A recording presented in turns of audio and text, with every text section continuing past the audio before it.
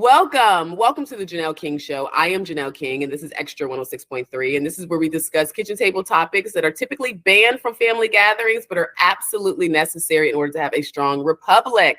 And today, you're going to hear from another candidate. And this is a part of my candidate conversation series that I started. And the reason why I started this is because I wanted to interview local candidates that are in local races. I feel like a lot of times we get so focused in on the federal level that we forget that your individual policies in your state actually impacts you on a much deeper level in a faster way. So I want to make sure that I'm doing my part by elevating the voices of a lot of the individuals that are running for office. I interview people from both sides of the aisle. And look, let me tell you, I do not shy away from tough questions because I believe that doing your due diligence, vetting, is super, super important. And a wise man once told me that he said, I don't care where a good idea comes from. It can come from any side of the aisle. We need good ideas. We need people that are willing to do what's necessary to make sure that our republic remains strong. So today, we are going to interview with a gentleman that I have met a few times, but I don't know him. So we're going to get to know him together, which is so fabulous. And I think we got to start with something very, very simple, which is the pronunciation of your last name. So I'm going to try it. And then when I bring him in, he's going to tell me if I was right or not. So we're going to interview with Mr. Gary Chaffee.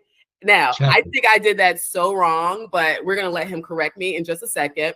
Either way, welcome to the show, Gary. So happy to have you. Thank you so much, Janelle. I appreciate that. It's that sounds really better than how I say it. Oh. I mean, that sounds French. It's Chaffee is how I've always pronounced it, Chaffee. But you know what? Most people say Chaffee, and as long as you call me for dinner, I'm coming. Doesn't matter what you call me, but it's Gary Chaffee. All right. You know, it's funny. If I feel like sometimes I want to pronounce the name exactly how I see it, but in my brain, I'm like, I know it's probably something else. And then that works sometimes and sometimes it doesn't. Right. Either way, let's get started. Let's get started with the basics. Can you tell me a little bit about where are you from, who you are, like your professional background? Just give me some details. Okay, can I start with my mom? Oh, absolutely. Awesome. So have you ever heard the term "born on the other side of the tracks"? Have you ever heard that? Okay, so here's where I was born. I was born on the other side of those folks. I mean, that's the truth because my dad was never around, and my mom, she did washing and ironing to provide for us 4 kids. And provide food and a roof, keep a roof over our heads. And it's like I don't want anybody to be sorry for me because God has blessed Jan and I and our kids and our grandkids. God's blessed us better than I've ever deserved. But Mom, she absolutely worked herself almost to death, just providing for us kids. And there were times when, and I mean, it's tough when you grow up poor, really, really poor. Because there were times when we would come home from school and our stuff would be out there in the front yard. And probably a lot of people have never, ever experienced anything like that. But you know what? It was tough when it was going on. But I'm telling you, when I think about that, I'm so happy that it happened because it taught me some things, Janelle. It taught me what my mom taught me without ever saying a word. And that's this: you never, ever give up. You don't ever give up. You just keep on going. And when we would get our stuff thrown out because Mom couldn't pay the rent, we'd collect everything we could, put it in a car, and go sleep in the car, and she'd somehow find another place for us to stay. So that's my life. That's how I started my life. But it made me strong on the inside. It made me have really just the desire and ability, no matter what happens, you just keep on going. You just get up and get back in the fight. You may have to get at the back of the line on how they taught us in the Army, get back in the line, get your breath again, and then get back in there in the fight. So went through school and went to high school and got drafted right out of high school and was in the Army. And you know what is the funny thing about that? I didn't have to apply for any student loan forgiveness. Can you imagine that? Can you imagine that? I didn't have to apply for any of that stuff because when I got out of the Army, I had the GI Bill, and that's what happens if you go do something. Because Mom always said, Gary, there is never anything free. You never get something for nothing, Gary. So got out of the Army, went to school. That's where I met my beautiful wife. Jan and I have been married for last December 28th, Janelle, we celebrated our 50th wedding anniversary. Now listen, this woman, Jan, she's a saint, because anybody can put up with me for 50 years. She's got to be a saint. She's like my mom.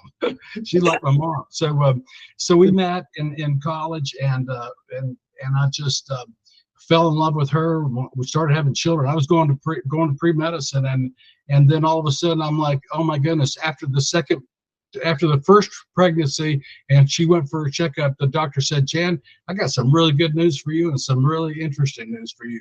Number one, you're really, really in good shape. The baby's good, but you're pregnant again.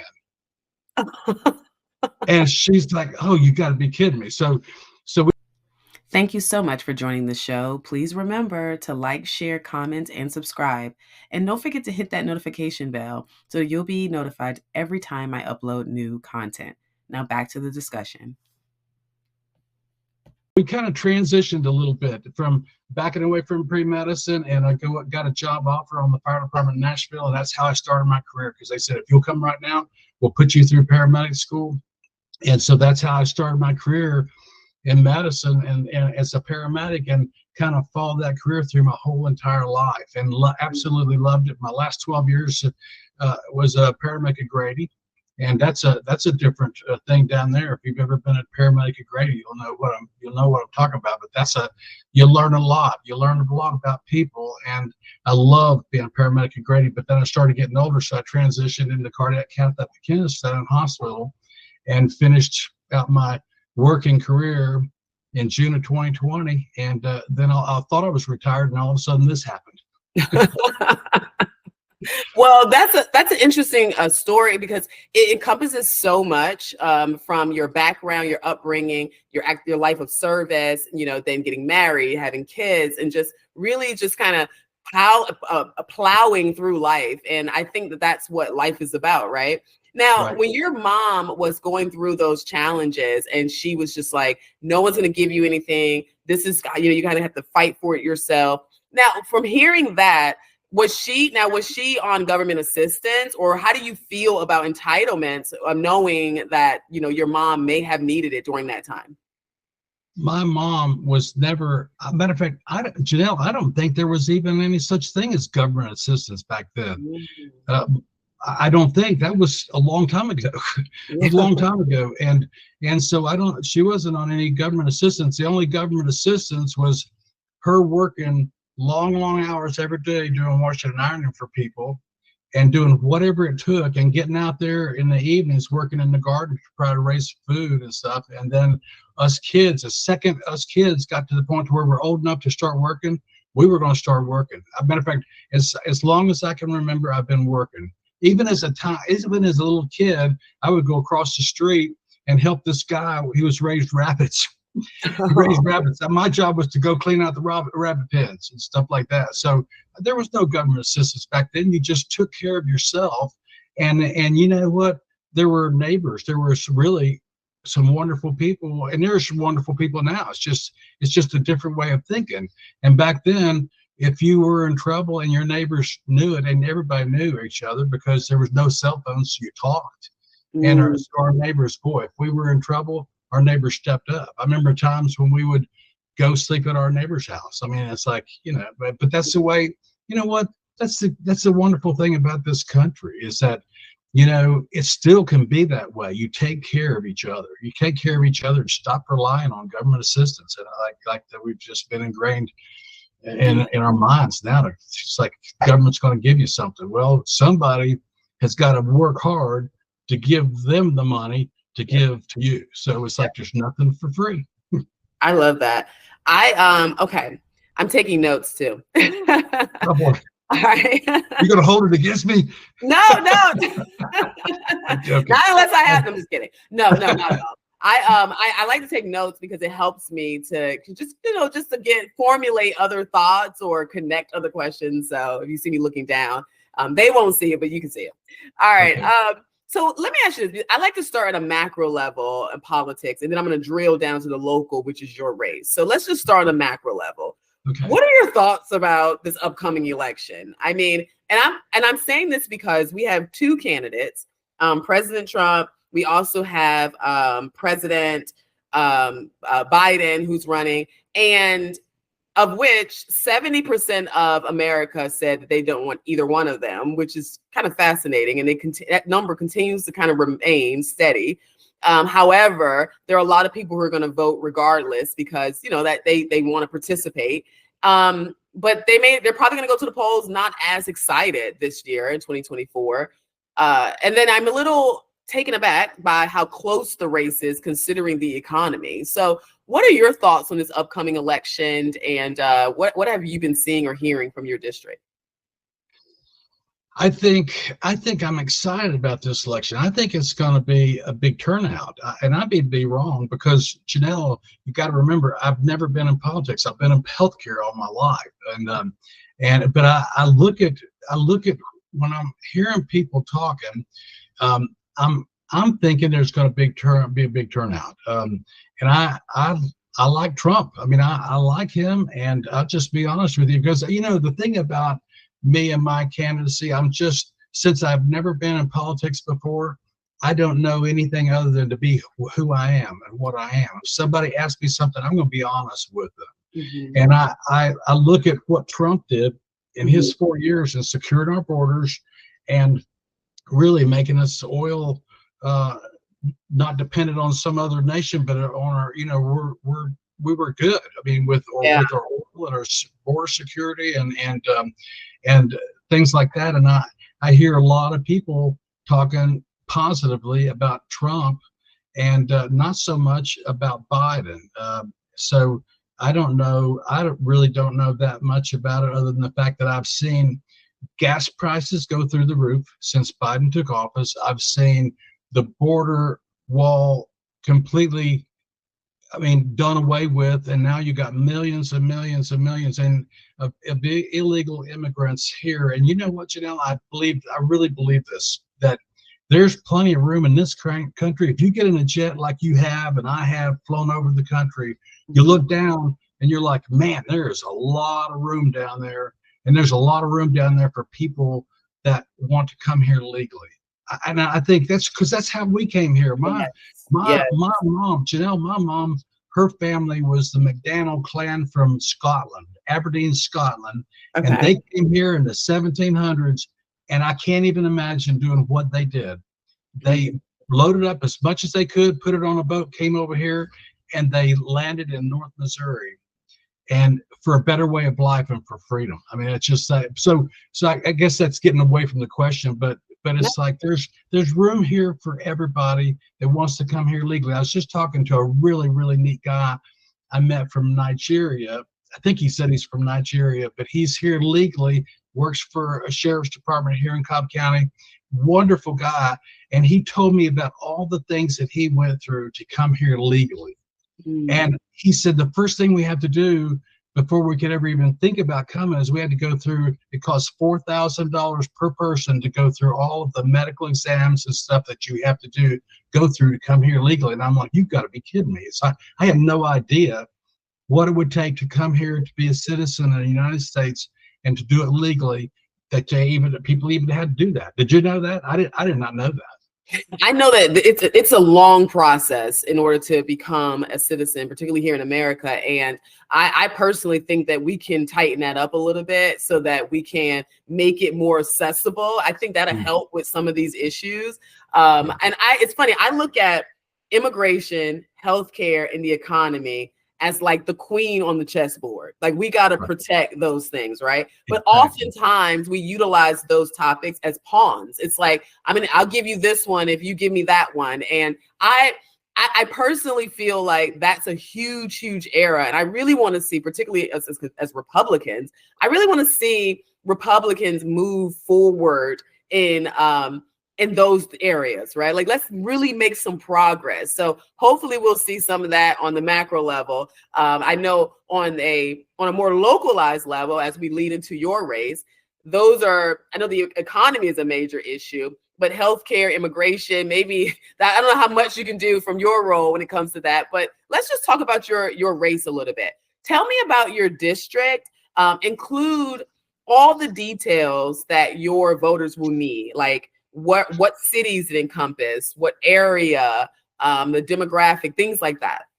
Okay, it's House District 35 is Kennesaw and Ackworth, and a little bit of North Marietta, and so that's the area, but then you get little slices out of it, so it's hard to know why they did it the way they did, but that's it, and I'm finding we feel like it's funny that one of those questions that I was looking at is like, what are you doing and getting ready for. And basically what I'm doing right now, to be honest with you, is I'm knocking on a lot of doors. I am knocking on some doors. And yes. I'm sure you know what I'm talking about with your husband.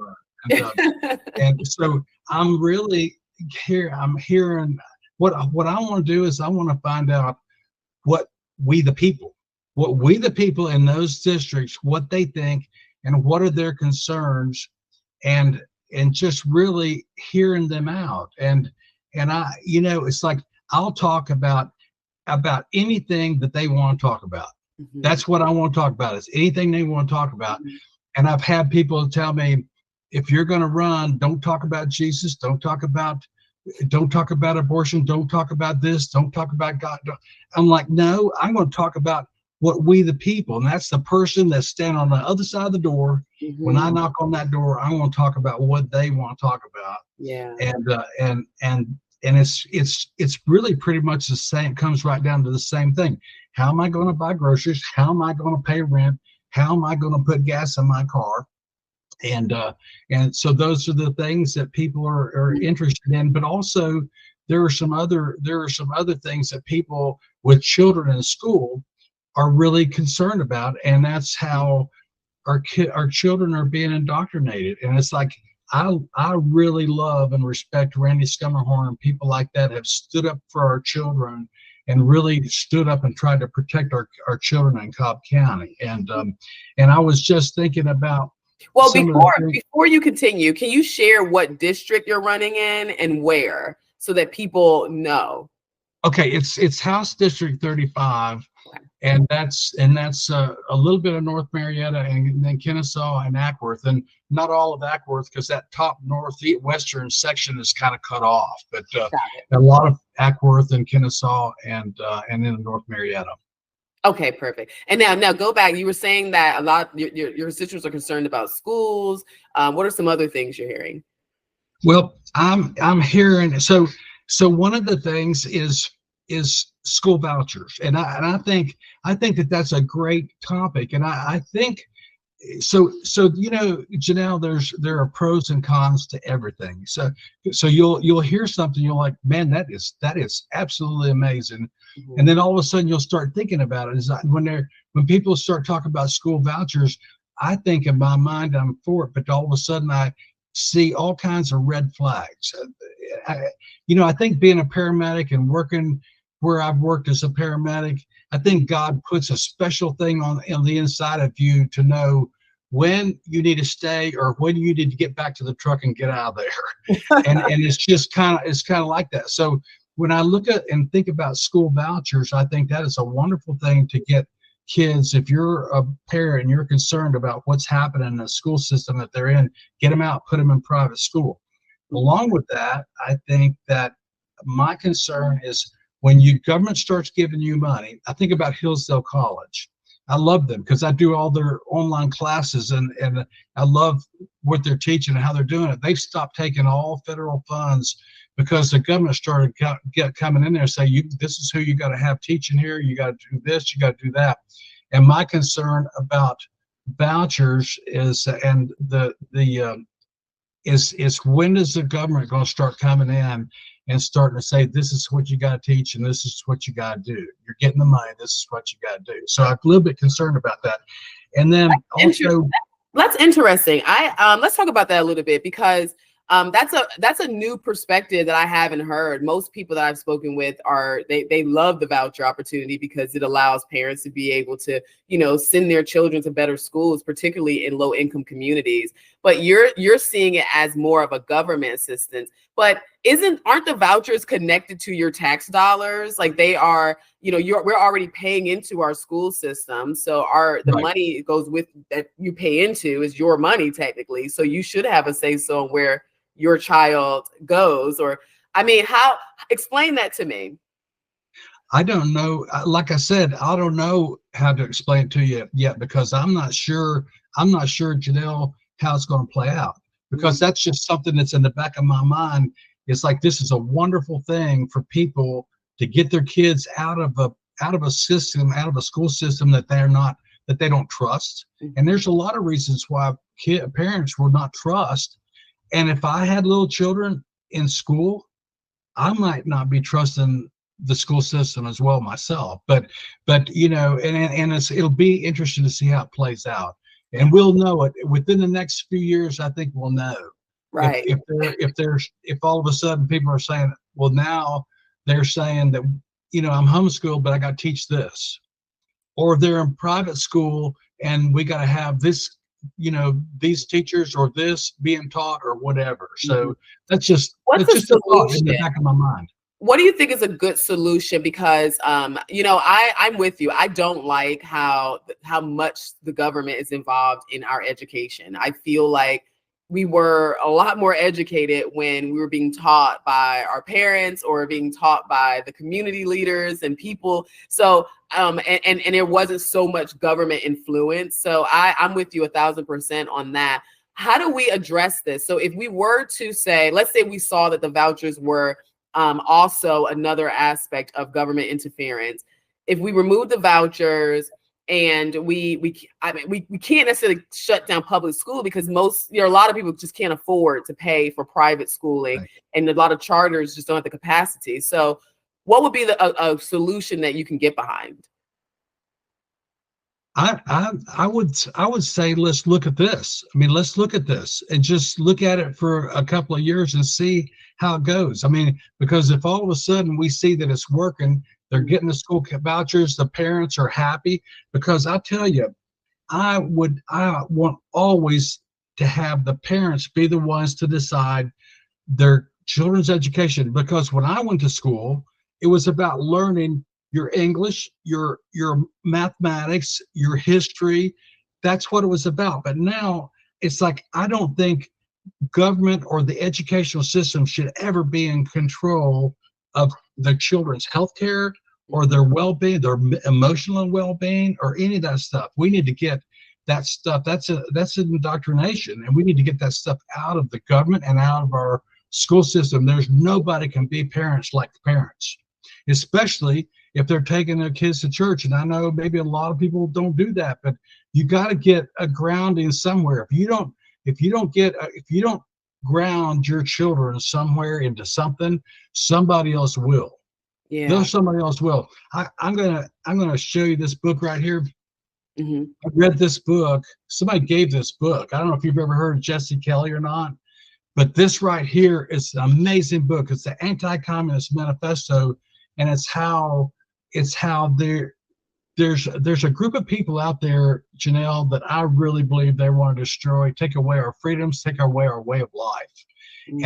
And what better way to do that than to get in there when your kids get out of diapers and they can start walking, start putting stuff in their head, and you keep doing that. And by the time they're probably out of grade school, you've already got them. You probably already have a lot of the stuff in their heads that you want. And then by the time they get out of college, then they could go out and tell all the, it's like, I don't know.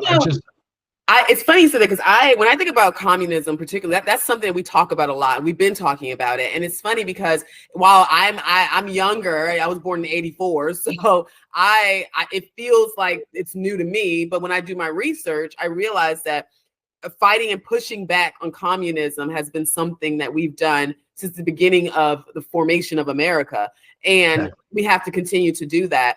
What I'm noticing is that there has been so much of this socialist influence that is like that first step to communism. there's been so much socialist influence that I see it leaking on both sides of the aisle. I'm often challenged when people bring ideas to me, and I'm like, well, if I like, let me use this example. You know, I sit on the election board, and I often think about if a rule comes before me, even if it's from a Republican, right? And I may say, oh yeah, I can understand that from a conservative perspective. Now I've only been on one, I only had one board meeting, so this hasn't happened yet, but I've thought this through. And I've thought to myself, now passing these rules means that I'm not passing rules for Republicans. I'm passing rules for everyone, the entire state. And if something was to happen in Republican, the leadership changed and my seat was replaced, and now the board was primarily Democratic, I don't want to be the person where they look at this policy that I ruled on or I approved, and it's something that they now can use against me. So in other words, the point I'm making is we have to think about what we're saying too. And when we start to drill down, particularly as conservatives, if we start drilling down on certain things, we have to make sure we give that same grace to the other side. And we got to make sure that we're not creating a society that is controlling the left as much as we don't want the left to control the right. So I'm always really interested in making sure we, as conservatives, are keeping that focus in mind. So that being said, I see that religious freedom and government interference is something that's on your website, which I appreciate. I'm going to tell you, any candidate who has their platform on their website, it excites me because it's so old school to certain people, but it's funny. But if me saying a website is old school makes me cringe because I read about how Ronald Reagan had a campaign and I'm like, this is totally different. However, I appreciate having your platform items on your website. So please, know that I'm grateful for that. But can you elaborate on how you plan to ensure that citizens can worship freely without government interference? Because religious freedom is something that's interesting. It's extremely important. That's why when I look at how if I'm elected and I get down there and I start voting, I've come up with some ideas about how I'm going to vote. Number one, I will never vote. But let me go back a little bit.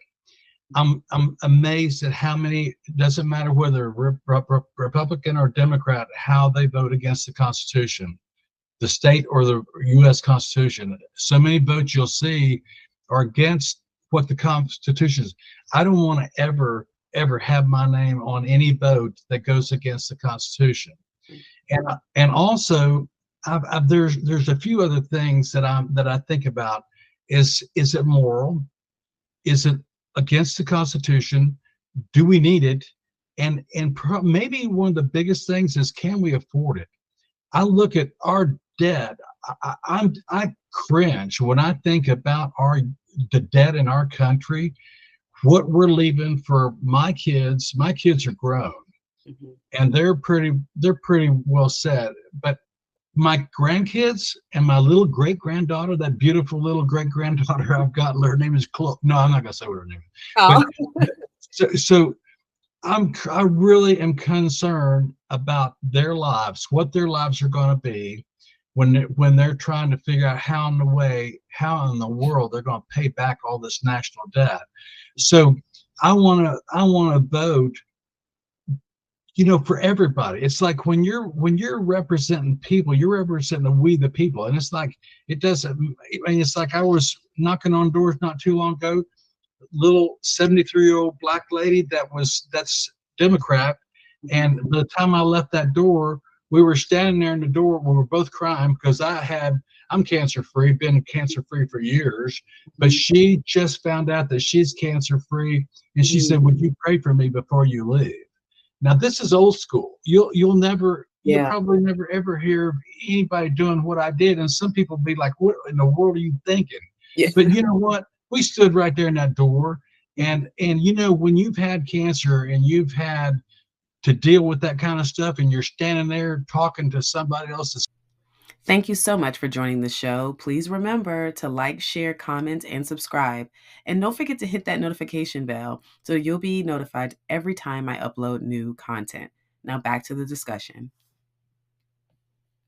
Gone through the same kind of stuff that you went through, then that's very emotional. We're standing there in her door and both of us are crying, and I'm praying for this little lady. And when I left, she's like, "Hey, would you mind putting a sign in my yard?" Oh, it's And awesome. that was a big deal. That was a big deal to me because Yeah. this whole campaign, Janelle, this whole campaign is about we the people. Because you know what? You're as a paramedic, I know there are facts. There are facts. Mhm. Everybody, unless you're hypoxic, everybody's blood's the same color. Okay. Everybody's blood's exactly the same What is color. unless you're hypoxia? hypoxic. Huh? What is hypoxia? Oh, hypoxic. Oh, just like if you stop breathing, and you stop getting oxygen in your blood, it's like your blood turns a lot darker. Oh, interesting. That's an interesting But, fact. but Didn't know still, it's the same darkness. It's still the same darkness, no matter what color your skin is. I mean, it's like, but it's like we're all the same. You know, we may have that. a little bit of difference in the way we think, and some people have a whole lot of difference in the way they think. And I look at my wife's parents. My wife's mother was strong Republican. Her dad, on the other hand, was a strong Democrat. They get in the car fighting because they're going to be canceling out each other's votes. and so, Janelle, do you think in one time in my life ever that I got to the point where I didn't love her dad because he was a Democrat? Right. He was an amazing man. He could grow a garden like nobody ever saw in my life. Oh, Just a wonderful guy, but he was a Democrat. yeah. Well, that doesn't mean just because he's a Democrat, I'm not going to not like him. Somebody may hate me because I'm a strong conservative, but you know what? That doesn't mean I got to hate them. Exactly. Yeah, exactly. I don't have to hate them. It's funny you talked about the blood because it's something I always think about is I'm like, the way we talk about race and division and the way we talk about ethnic differences, you would think that we were completely two totally different entities. We're two totally different forms of human beings, right? Because of how we emphasize it. However, if you're in a hospital, you need a blood transfusion. I don't know anyone who has said, "Give me only black blood," or let's make sure that's not white blood. I mean, I don't know anyone who said that. Do you? I mean, you're in the medical field. Does anyone say, "Nope, I want a specific type of blood here"? I mean, we go by blood type, but that has nothing to do with ethnicity. So I just, I'm always fascinated about that. And then I'm always fascinated about, as believers, when we act like that, because I'm just like, how are we going to act in heaven? Like, do you think there's like a segregated heaven? Like, I'm so confused around all of this. So you don't have to be confused, because all you got to do is go back to Genesis, and you know for a fact. And I don't believe in evolution. I believe that God formed us by the dust of the ground, and then it says He breathed into our nostrils the breath of life. Right. And so we are all exactly the same. We're all exactly the same because God created us in His image from the dust, the dirt. I can't even imagine how He did all the arteries, the brain, the bones, all that stuff from dirt and dust. But I believe it. I believe it just as much as I believe we're sitting here talking right now.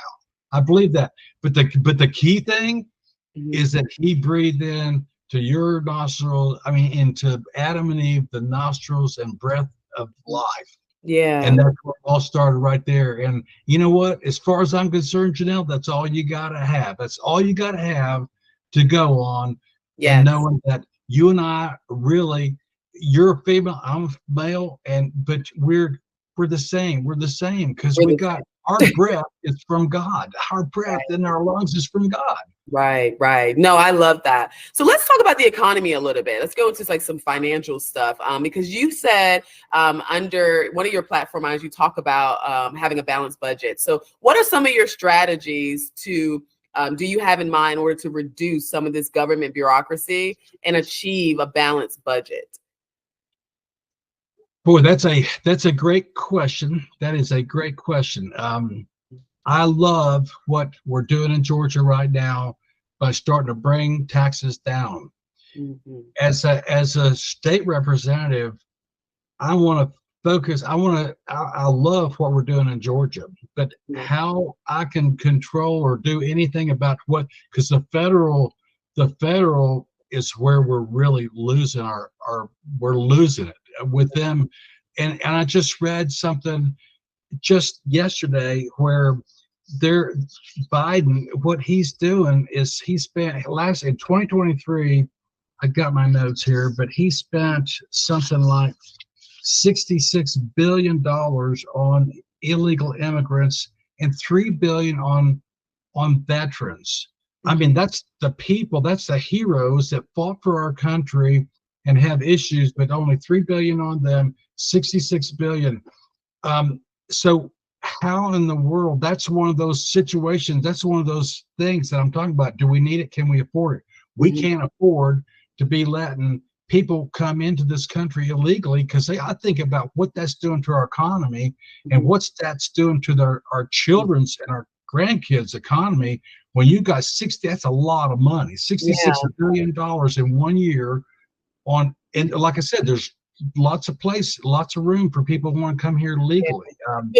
But when we look at the state of Georgia and government spending here in Georgia, are there any areas where you feel we can cut spending without sacrificing some of our essential services? Or do you have any ideas around that? Or do you feel like we have it under control? You know, I mean, I think Governor Brian Kemp does a good job with our finances, but what are you seeing? What are you thinking? I'll have to get back with you on that. I mean, I don't really, because like I said, boy, I'm knocking on doors and I've been putting together push cards and signs and stuff like that. So I don't have a real strong grasp upon the finances of the state of Georgia. That's just like, it was just funny. The first time I went to a meet and greet, they said, how will you address the tax credits for the movie industry? And I'm like, I've been in medical field all my life, and how in the world can I answer a question like that? But you know, that's a very good question about the state of the economy for Georgia, and I would look at it right now, and I'm thinking after COVID has come and gone, it looks like that things are okay, except when you go to the grocery store and you go to try to buy a large bag of potato chips, and it's almost $7. Right. So you know, how do you turn that around? We're already trying to reduce the taxes here in Georgia, but that's one of the things that I'll have to really look at and research and study up on. Okay. Along with a whole lot of other things. Let's talk about small businesses and small business owners, because I know that's something else that's in your platform. How do you plan to provide some type of financial relief for the support of small business, or do you not? Or maybe I should ask like this. Maybe I should start from the top. What are you hearing from your small business owners? What are some of the challenges that they are experiencing as of now? I love that question. I'm so glad you asked me that question. Have a friend in Ackworth, and his neighbor owns a mechanic shop. He's a mechanic in Ackworth. He just last month had to shut his business down because he said, I can no longer afford to make a living doing this. And he's been a mechanic for most of his life. He said, I can no longer afford to stay in business because of the increase in the business. I think a lot of it is unelected bureaucrats and things that they're putting on there, but also business fees like licensing fees and taxes on his business and stuff like that. He had to shut it down. I had where I used to get my hair done right here close to on Chastain. This company had been wonderful company, and they've been doing, and it looked like everybody that worked there loved what they did, and they did a great job. Whoever does your hair does a great job. Really, I'm serious. Yes, she's great. Yeah. but you know, I went in there one day to get my hair done, and there was a sign on the door that said, sorry, we've had to close our doors. We cannot afford to be in business anymore. That's Dyron Post. That's Dyron Post right there on Chastain in Kennesaw. We can no longer afford to be in business anymore because of the cost of doing business and taxes and stuff like that. And I'm like, oh my goodness. Oh my goodness. What? And so that's just another, I have family in small business as well. And I have one person that's in my family has small business. He said for every $100 that I make, by the time I pay my employees and all the taxes and everything like that, I have maybe, if I'm lucky, $18 to live off of. Mm. You know what? Every time I see signs like that, I hear stories like that, when I see businesses that have closed down, it makes my heart break, because I'm just it like, does mine as well. And as a small business owner, how, and first thing that comes to my mind is, I'm pretty sure that the owner of that business put their all into that business, and to close the doors is devastating. And then the people that's affected, it's just a bad ripple effect. But what are some ideas that you think you can help initiate or introduce that can help them? I think getting the unelected bureaucrats out of our business and reducing business taxes and all the fees that go along with business. And I'm not in business for myself. I always worked. My last 15, 18 years, I worked with Kennestone Hospital. So I don't know. I just got a paycheck, but I did get nauseated every time I looked at my paycheck and saw how much taxes was coming out. Yeah. But I think reducing all the government overreach on small businesses and trying to get in there and reduce the taxes and licensing fees. See, I don't know how much licensing fees are for a beauty shop or a mechanic or something like that, but it's like, that's what we got to do to get it where they can go to bed at night and think about, how am I going to create a better product or service, rather than how in the world am I going to pay my employees next month or next week when it's time to pay them? How am I going to do that when I've got Uncle Sam over my shoulder wanting all this money, all this money, looking over my shoulder, so. No, I hear you. Okay, sounds great. Let me ask you this. So, final question before we go into our fun segment. Final question. Time goes by so fast. I know, right? Time goes by so fast. Okay. Yeah. So, final major question. And then at the end, we're going to do like a fun would you rather segment. And then at the end, I'm going to let you have a closing statement and all that good stuff. So, but how do you plan to work with everyone? You're a vote of one. Once you get into that house, you are the vote of one. You have to work with a lot of people. What is your strategy for being able to get your priorities completed, while also having to work with so many people and having to get those people on board with your priorities too? That is a great question. Because I've got to figure that out, because Janelle, I cannot get in there and go against what is in, what God's put in my heart. I can't do that. And I got to figure out how to win these people over to my way of thinking, because I can't see voting against the Constitution. I can't. That's our founding fathers created a Constitution for a reason. And I can't see myself doing that. So that's something I got to get really, really good at in persuading people over to my way of thinking, because I don't want to vote on something that goes against the Constitution, or I don't want to vote for something that goes against what God says. What God says is much more important than what the Constitution or anybody says. Really, what God says. Okay, so this leads me to two questions that I often ask believers that are elected officials, right? Because I think there's always that conundrum, right, of how do I balance what I believe spiritually and what my constituents want. So right. How do you represent people? And so let's just say that you're faced with a challenge where it's not as dramatic as someone's voting against the Constitution, because I think that's a fair, like, I know what I'm going to do there, right?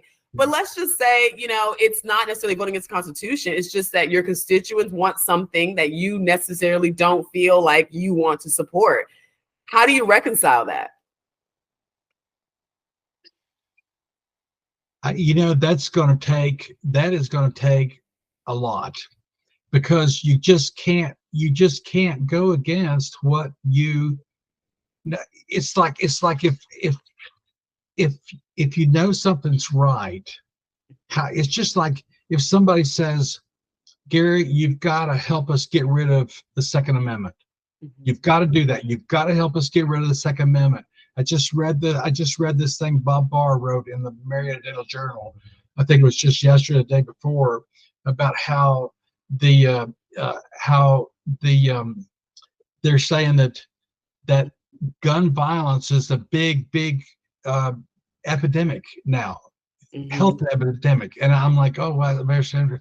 But if somebody said, you got to help us get rid of the Second Amendment, I can't do that. I can't do that. If I don't get elected, and if it's like I just can't go against certain things. If that makes sense. I mean, I just, there's certain things you can't go against, but if they're so much into wanting a certain thing like that, then they'll just have to vote the way they think. Yeah. Okay. So let's go into our fun segment of Would You Rather, because this has been fun. This has been fun. All right. So Would You Rather is a segment where I ask you, would you rather do one thing or would you rather do the other? Now, typically I say you have to answer without an explanation. However, I've tweaked that a little bit because I've enjoyed hearing a brief explanation. So for the sake of time, let's just keep it a little brief. But first question, would you rather live in a world without technology or without nature? Without technology. You said without nature, right? Yes. Without technology, for sure. Okay. Yeah.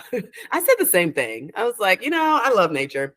All right. I love nature. I love nature. Matter of fact, we sat out there and we look out. We got birds. We got beautiful flowers in our backyard. We got a bluebird house in our backyard, and we sit there every morning and kind of watch the mama and dad bluebirds come and bring their worms to their babies. We could hear them in there chirping. Don't you love it? Mom and dad bringing there. So yeah, nature for sure. I love it. So it's funny, right? So Kelvin, I call him like a walking, that's my husband, for those who don't know.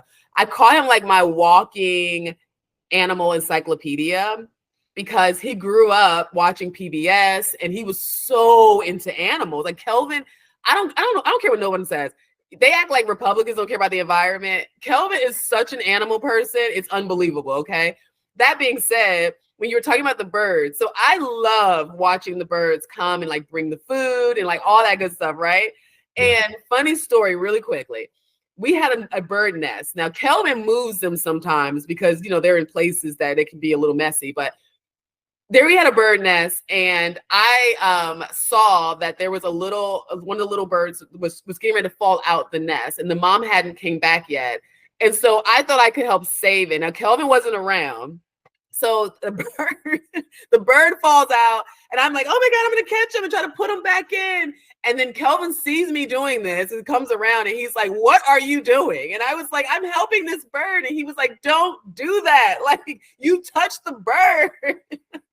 And then I held these little mites, and he was like, they have mites. And I mean, it was this whole thing. And I was like, oh my gosh. But for me, and he was like, no, Janelle, no, you have to work with nature, right? Like, don't try to help it, work with it. And I was like, okay. So I would keep everything away from that baby bird. Keep everything away from it. That's exactly what Jan did the other day. Because there's 3 little birds that fledged, and we're out in our front yard. And this is Robin, baby robins, and there was a mockingbird that came and was starting to peck at one of them. And she ran out there and she's keeping the mockingbird away from these little teeny tiny fledglings, robins, and until they could get up underneath a bush or whatever until mom came back. Yeah, so I know. Good for you, Janelle. Good for you. I mean, look, I help out my hummingbirds too, right? Don't mess with my hummingbirds. But all right, next question. So we both agree that we would rather live in a world without technology, but we got to have our nature. All right, next question. Would you rather be able to teleport anywhere or be able to time travel to any point in history? So you can teleport and just, meaning I can like today, I can't go backwards, but today I can be in Kalamazoo if I want to right now, or I can only time travel backwards into history. I think time travel. Yeah, back. Mm-hmm. Yeah, I think so. Only if I can have conversations. Only if I can have, that's true. Only if you can have conversations and go to a specific. Thank you so much for joining the show. Please remember to like, share, comment, and subscribe. And don't forget to hit that notification bell so you'll be notified every time I upload new content. Now back to the discussion. Place and tell people about what is getting ready to happen. Oh, you wanted to be the prophet. Okay. All right. Next question.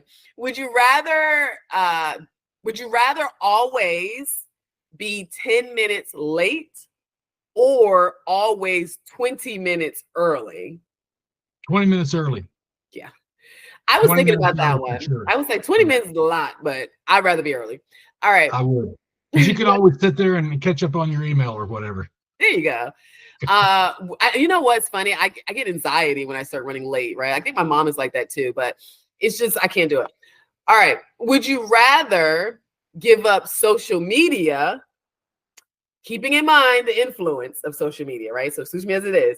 Would you rather give up social media or give up watching TV and movies?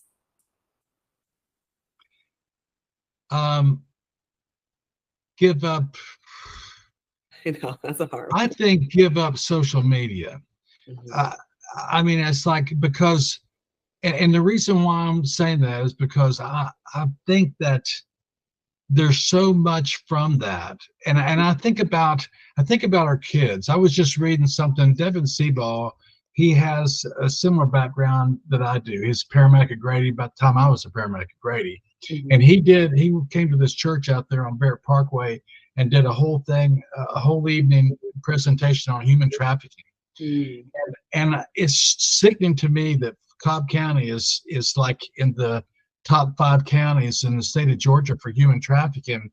And one of the reasons is that 71% of the kids, by the time they're 12 years of age, have a smartphone.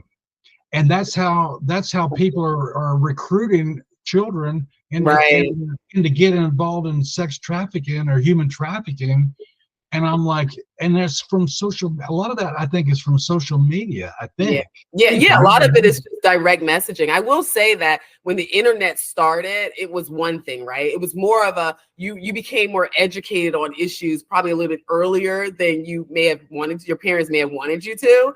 And it created a lot of questions. But to your point, social media created this, interaction. It became easier. Remember, before we had like instant messaging and you had to have the person's email. It's almost like you only could talk to people you knew.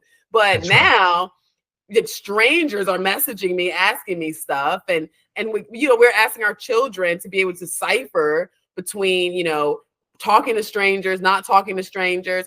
And then there's another element to this too, because I'm one of those people that I kind of struggle with. I don't want to come off as mean.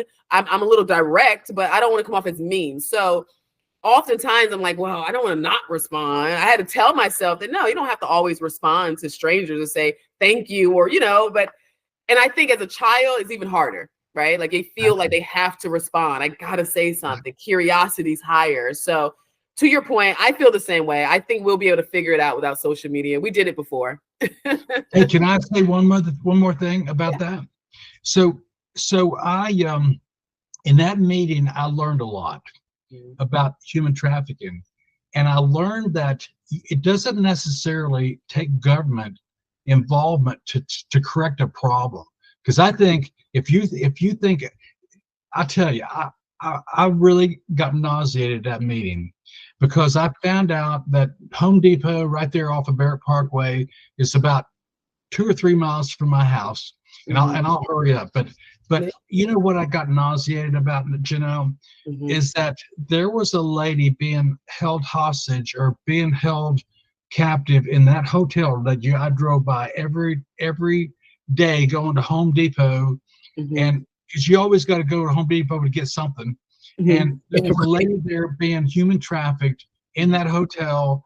and for 2 years. And I'm like, oh my goodness, for the last 2 years, I've been driving by that hotel, and there's been a lady in there suffering through no matter what.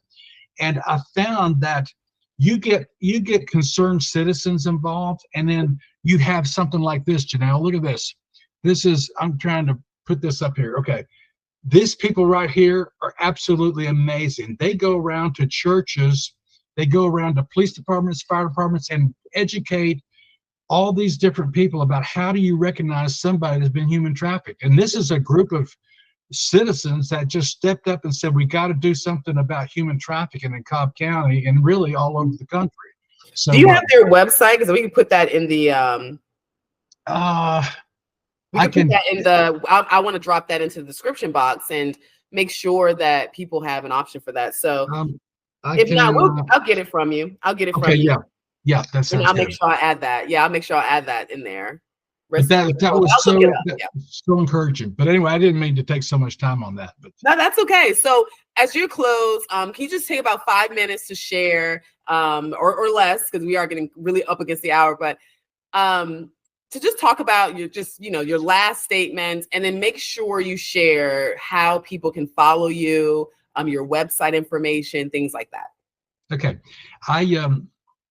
It's Chaffee for GA, chaffeeforga.com is how you can follow me on the website. And I tell you, there are certain things that I believe in. Another one, we've already talked about some of them. Ones would be school choice. One would be cracking down on illegal aliens and preventing sanctuary communities. Mm-hmm. Another one would be supporting the children, putting all of it back on the parents to be parents and not taking that out of the school system and stuff like that. And then continuing the lowering tax rates in Georgia and reducing wasteful spending. Mm-hmm. Now, my opponent, these are some things that she voted against. Just so there's a definite difference, because I look at how my opponent votes, and I'm like, I can never ever do that. She voted against school choice. She voted to allow gender reassignment surgery for kids, and I could never ever do that, because kids' minds, they don't really necessarily mature until they're in their 20s, or maybe even I've heard even from doctors that it's 25 maybe before a kid's. I heard it was 25 for women and 30 for men. That's probably 40 for men. Maybe it's 73 for men. I'm 73. My wife said, "Don't ever tell your age, Gary. Don't ever."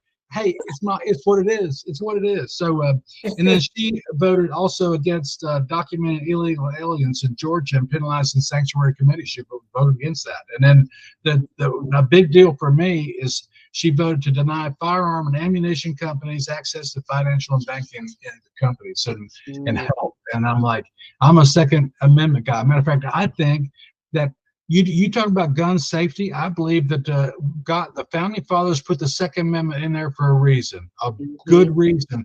And I think as parents, one of the best things we could do for our kids is take them to Georgia Fireline or Governor's Gun Club or whatever, and teach them, and go put them in a gun safety class and teach them how to shoot and teach them how to deal with firearms safely, instead of just having firearms around your house and your kids have never ever gone through a safety training course and stuff. I think all kids need to go through that. Matter of fact, when I was coming up in school, that's what we did. I mean, everybody there, you'd see pickup trucks coming with rifles and stuff in their back window. Can you imagine that? No, I know. It's funny. I hear that, but I that was not the case when I was in school. But well, yeah, but you're just a kid. You're young. Yeah. So how can people find you? Oh, well, you gave us your website. Is your social media connected to your website? Yes, it is. Okay, perfect. We'll make sure that we put that link in there as well. But thank you so much. I really appreciate this interview. I do too. Can I mention one other thing? Yeah. So we have a great team. God has absolutely blessed us beyond belief with a great team of door knockers and people. Matter of fact, I'll hurry up, but it's like, I felt like when we started talking about this, I felt like one of the most important parts of our team was a prayer team. Mm-hmm. And God put together a prayer team for our group. And so if you have any interest in helping us knock on doors or make phone calls or being part of the team in any way, just go on the website and fill out that information. There's a place to do that, and there's also a place to donate. My goodness, somebody said call 300 people and tell them give you money, and I'm like, that's not me. I don't ask people for money. I don't. It's like they're like, well, if you want to win, you will, but it's the hardest thing to do. It's a hard, difficult thing to do that. I'm sure your husband has talked about that as well. Oh my God, he absolutely hates it. Kelvin he doesn't ask anyone for money. He hates it. So, but he had to do it, but he hated fundraising. Yeah. Oh my God.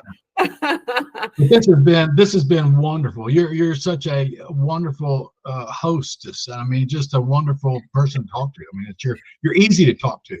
I appreciate that, Gary. So are you. This has been wonderful. I really enjoy doing this. I enjoy talking to people, finding out where their thought process is, and providing additional information for voters so that they can be more equipped, right? I feel like oftentimes when you're trying to, go to work, take care of your kids, maintain health, take care of aging parents. I mean, there's so many responsibilities that fall on our shoulders. And oftentimes we just don't get the opportunity to do our due diligence the way we would like to. So I want to help with that, so that's what these interviews are for. Thank you so much, Gary, for being a part of the Janelle King Show. This has been a wonderful discussion. For those of you who have watched, remember, if you're on YouTube, remember to like, comment, share, and subscribe, or at least do one, okay? All of it's free to you, but it absolutely helps me. And then also, I want to know what you think about the school voucher discussion. I mean, that was really fascinating to hear a different perspective on it, particularly from a conservative. So to hear someone who's all for having a school choice, but at the same time, you're watching that voucher program to make sure it doesn't turn into an entitlement. It's kind of interesting. Is anyone else concerned about that? Was that a thought process that you had? Put it in the comment section. Let me know.